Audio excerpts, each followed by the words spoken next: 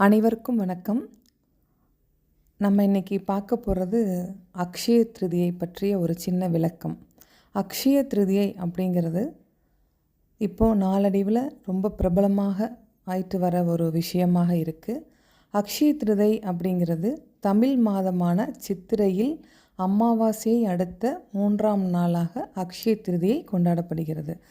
இந்த அக்ஷய திருதியை அப்படிங்கிறது அக்ஷயா அப்படின்னு சொன்னாலே சமஸ்கிருதத்தில் எப்போதும் குறையாதது, வளர்தல் அப்படிங்கிற ஒரு பொருள் இதுக்கு இருக்குது.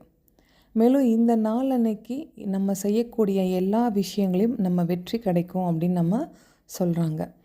குறிப்பாக மங்கள பொருட்களான தங்கம், வெள்ளி, அவற்றாலான நகைகள், வைரம் அப்படிங்கிற ரொம்ப விலைமதிப்பற்ற கற்கள் அப்படிங்கிறது வாங்க உகந்த நாளாக முன்னாடி அது கருதப்பட்டுச்சு. நாளடைவில் அக்ஷய திருதி அன்னைக்கு எந்த விஷயம் தொடங்கப்பட்டாலும் அது வளர்ந்து கொண்டே இருக்கும், நன்மையை கொடுக்கும் அப்படின்னு நம்ம சொல்கிறாங்க. அப்படி இருக்கும்போது நம்ம எந்த மாதிரியான பொருட்களை, அதாவது தங்கம் இன்றைக்கி வாங்க முடிகிற விலையில் இருக்கான்னு நம்ம யோசித்தாலும் தங்கம் மட்டும்தான் வாங்கணும் அப்படிங்கிறது கிடையாது. நம்மளுக்கு வளரக்கூடிய விஷயங்கள் அது எதுவாக இருந்தாலும் நம்ம அந்த அக்ஷய திருதி நாளில் செய்யலாம்.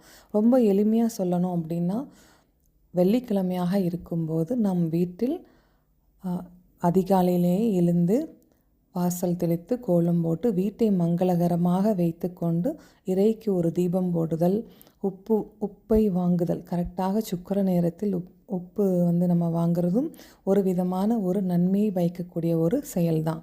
அதே போல் நம்ம வீட்டில் இருக்கக்கூடிய பெரியவங்க கிட்டையும் ஆசீர்வாதம் வாங்க சொல்லலாம் குழந்தைகளை. அதுவும் ஒரு நல்ல ஒரு விஷயத்தை வளர்க்கக்கூடிய, உறவுகளை மேம்படுத்தக்கூடிய விஷயத்தை அதை வளர்த்தக்கூடிய விதமாகவும் இருக்கும் அப்படிங்கிறதை நம்ம சொல்லலாம். அதே போல் மரங்களை வளர்த்தக்கூடிய கன்றுகளை நடலாம். விதைப்பந்துகளை நாம் எல்லா இடத்துலையும் நம்ம விநியோகம் பண்ணியும் நம்மளோட இயற்கையோடு ஒன்றாக விஷயத்தை செய்யும் போதும் அதுவும் நன்மை பயக்கும் அப்படின்னு நான் இங்கே சொல்லிக்க விரும்புகிறேன்.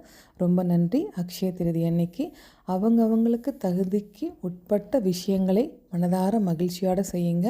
அடுத்தவரோட நம்ம ஒப்பிட்டு பார்க்கும்போது நம்மளுக்கு உண்டான மகிழ்ச்சி கண்டிப்பாக கிடைக்காது. நன்றி, வணக்கம்.